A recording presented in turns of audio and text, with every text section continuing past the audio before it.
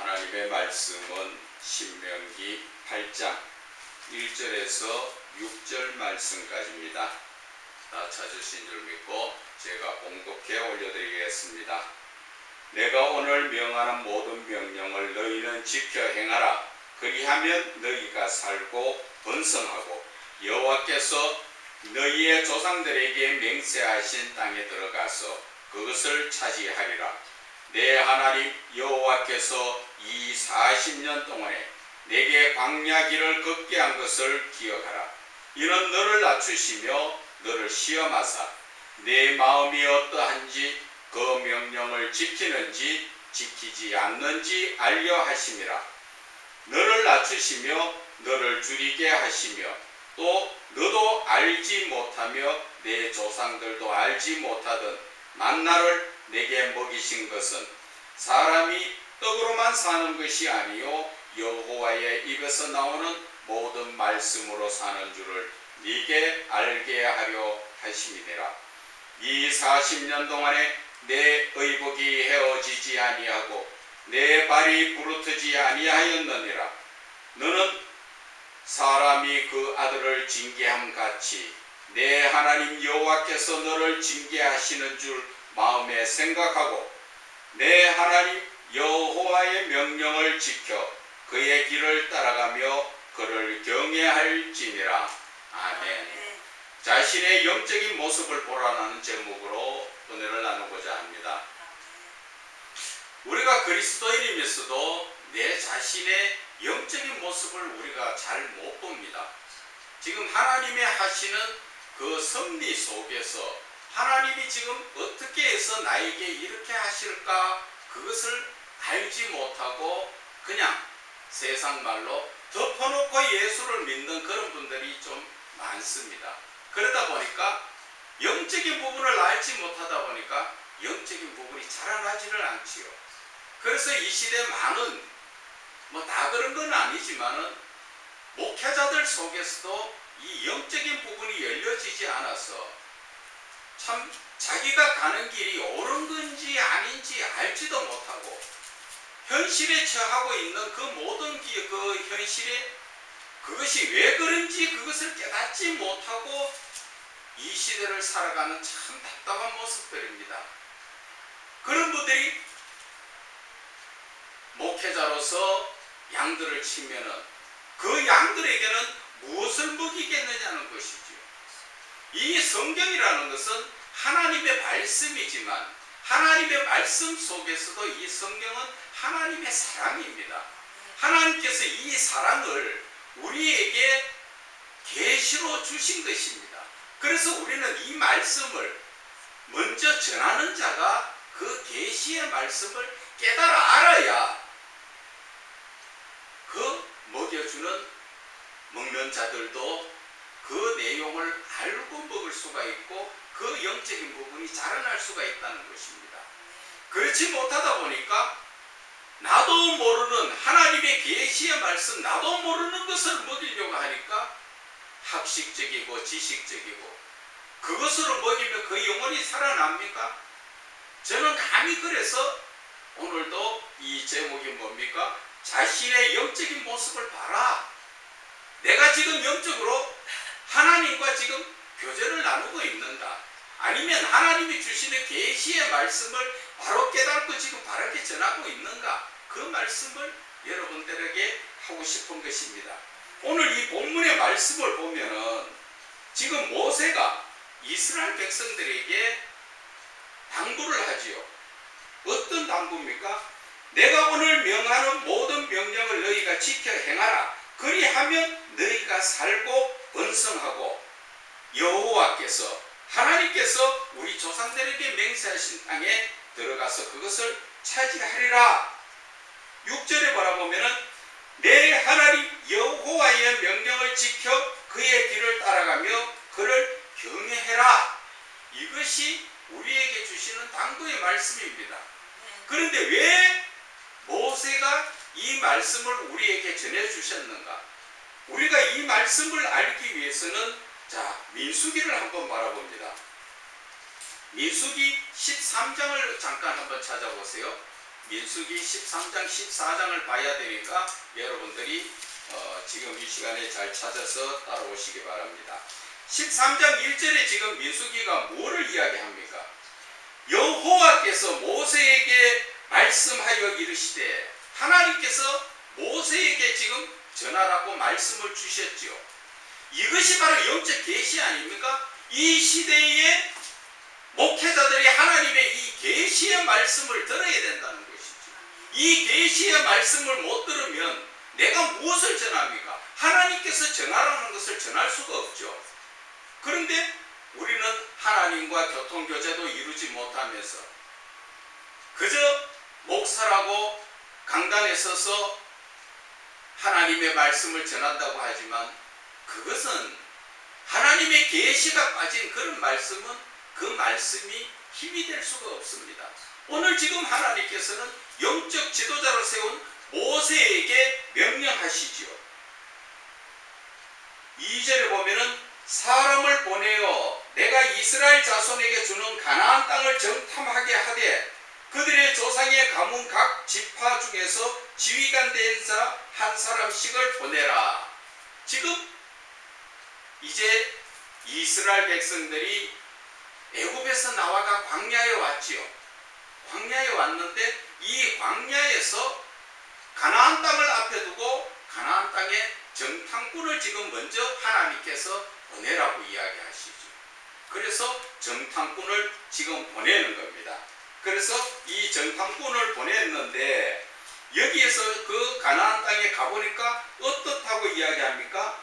13장 23절에 또 에스골 골짜기에 이르러 거기서 포도송이가 달린 가지를 베어 둘이 막대기에 꿰어 매고 또 석류와 무화과를 따니라. 포도가 얼마나 컸으면 한 송이를 잘랐는데 그것을 막대기를 꿰어서 사람이 둘이가 짊어지고 나왔다는 거죠. 얼마나 젖과 꿀이 흐르는 땅입니까? 하나님은 이 땅을 이스라엘 백성들에게 주기로 약속하셨지요.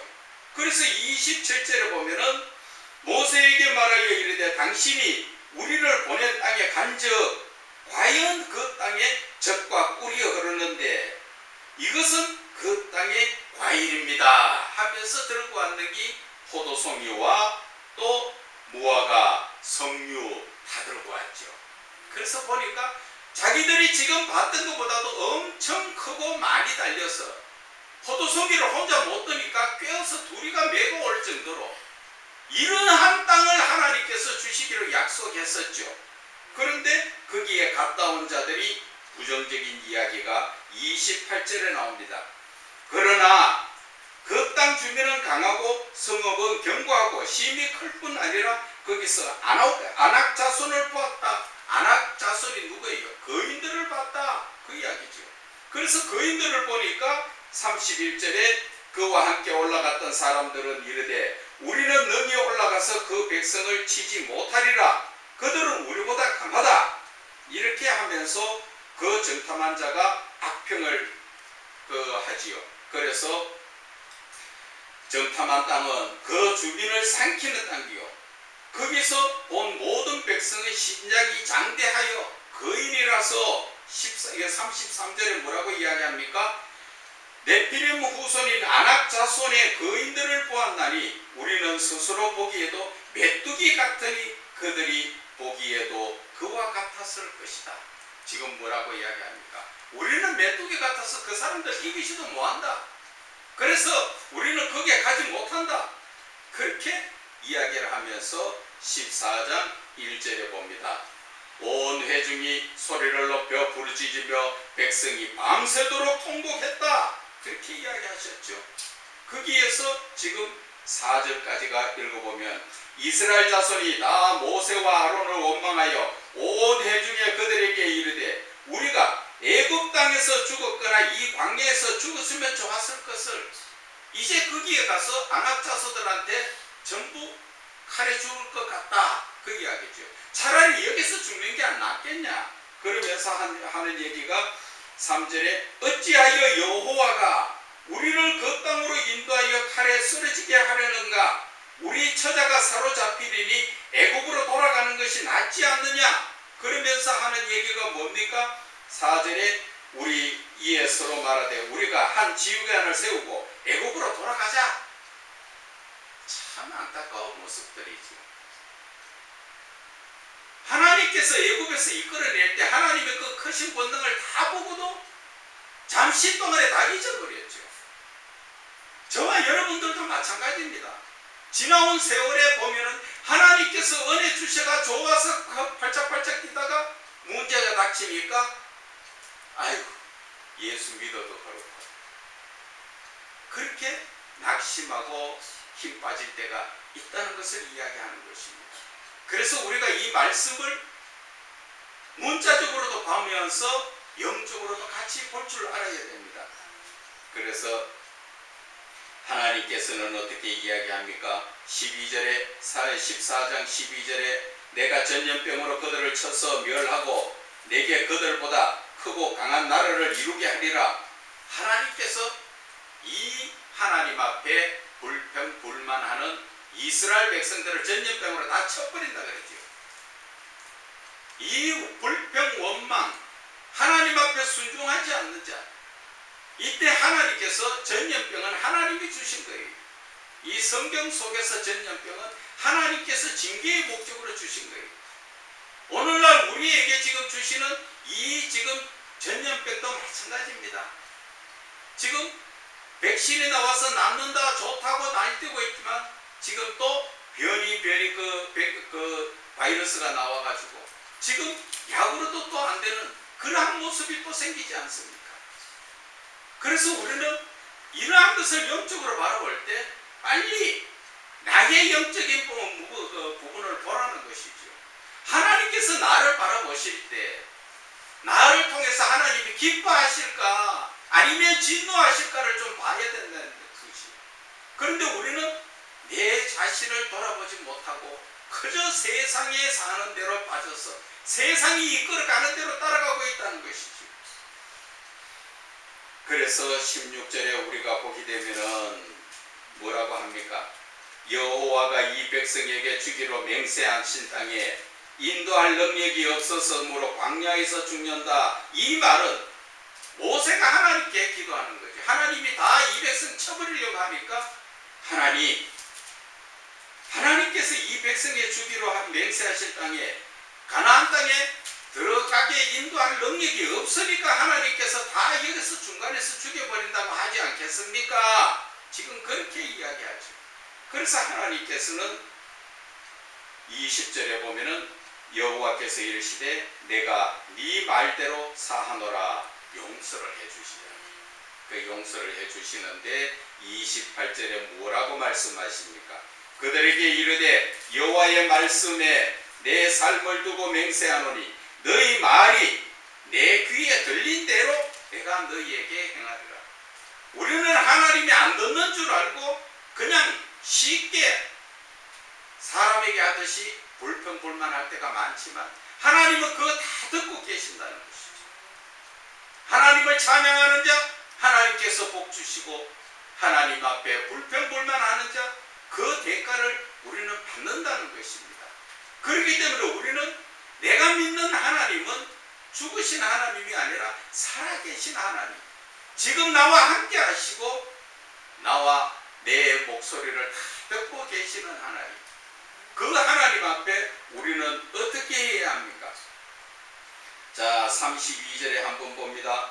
하나님 앞에 불평하던 자 너희의 시체는 이 광야에 엎드러질 것이라. 그죠? 이 광야에 불평하던 자가 다 엎드러진다 그러지요.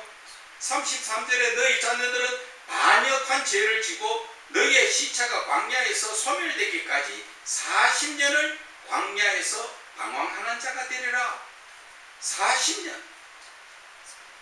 여기에서 지금 잠깐 우리가 지역적으로 바라본다면은 애굽에서 나와서 광야에 지금 도착했잖아요. 광야에서 가나안까지는 그냥 직선적으로 좀 빨리 가면은 보름 만이면 간대요. 키로수가 한 300km 정도 된대요.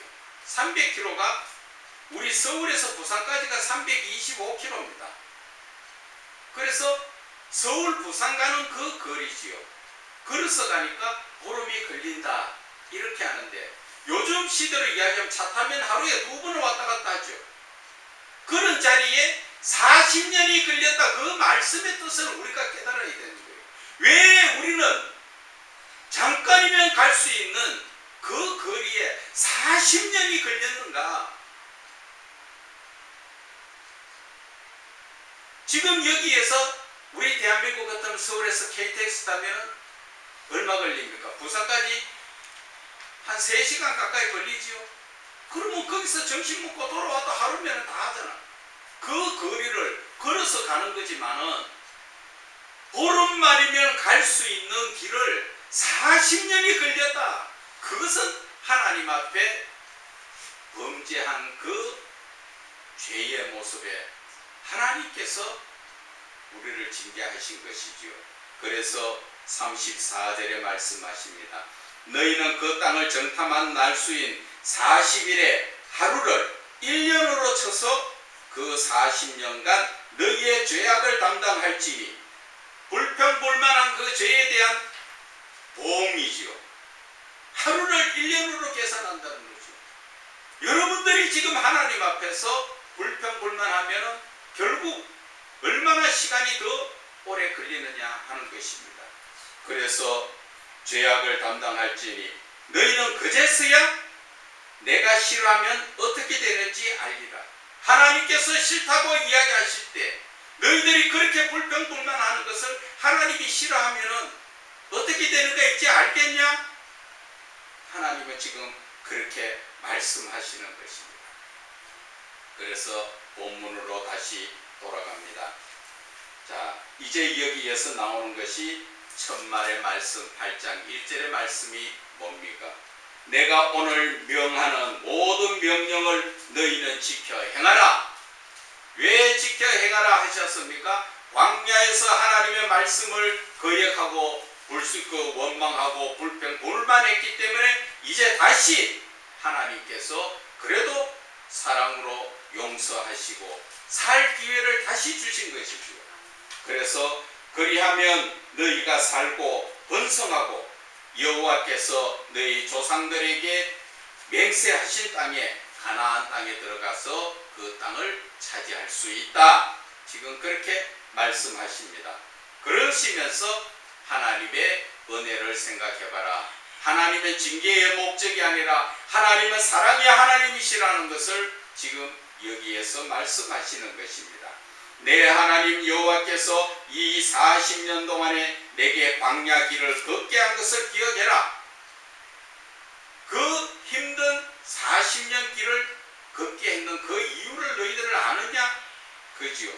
그러면서 이는 너를 낮추시며 너를 시험하사 하나님 앞에 대적했던, 불평불만 원망했던 그런 모든 것을 대적했던 것을 하나님께서 시험하사 네 마음이 어떠한지 그 명령을 지키는지 지키지 않는지 알려 하신다. 하나님께서 여러분들에게도 여러분들이 과거에 하나님을 알았든 몰랐든 어려웠던 삶에 있었을 것입니다. 그 어려웠던 삶 속에서 여러분들이 어떻게 살아왔느냐 한번 돌아가라는 것이죠. 그것은 하나님께서 4절에 이야기하십니다. 40년 동안에 의복도 헤어지지 않고 네 발이 부르트지 아니했다.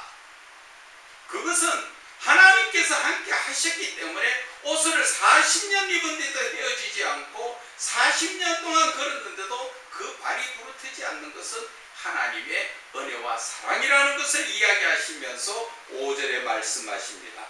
너는 사람이 그 아들을 징계한 같이 내 하나님 여호와께서 너를 징계하는 줄 마음에 생각하라는 것입니다. 징계라는 것은 무엇입니까?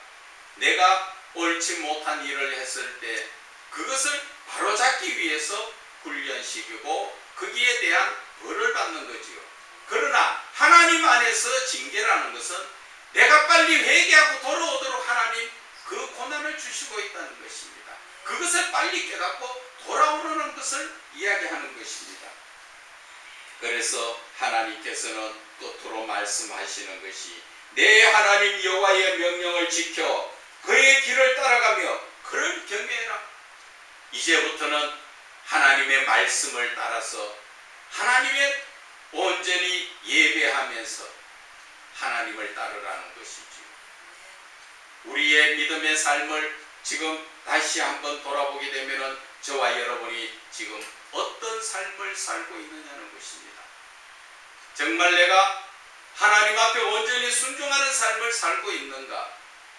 어려움 속에서 내가 하나님 앞에 불평불만하고 있는가? 하나님은 우리에게 고의적으로 저와 여러분을 힘들게 하려고 이렇게 어려운 길을 보내지 않았지요. 다시 처음으로 돌아가면은 하나님께서 정탐꾼을 보내라 했을 때 갔다가 순종했으면 보름 만에 가나안 땅에 들어갔죠.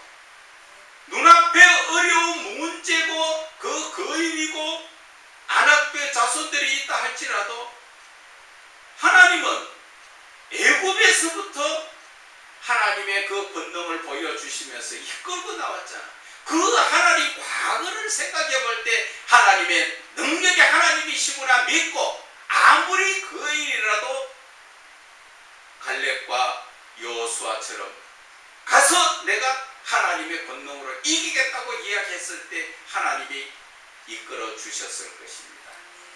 저와 여러분이 많은 시간 동안에 어려움을 겪고 있는 것은 하나님이 처음부터 부르실 때 순종했으면 이렇게 어려운 길을 가지 않아도 된다는 것입니다. 그런데 하나님 부르실 때에 거역하면서 내 모습이, 내 형편이, 내가 지금 어떤데 그러한 모습으로 하나님 앞에 원망하고 대적한 것은 하나님께서 내 귀에 들린 대로 행하리라 하신 것처럼 우리는 어려운 길을 가게 되는 것입니다. 그래서 제가 오늘 이 말씀을 드리는 것은 이 순간이라도 우리는 빨리 하나님의 말씀에 순종하자는 것이죠. 누가복음에 나오는 말씀처럼 하나님이 부르시는데 뒤를 돌아보지 말라는 것이죠.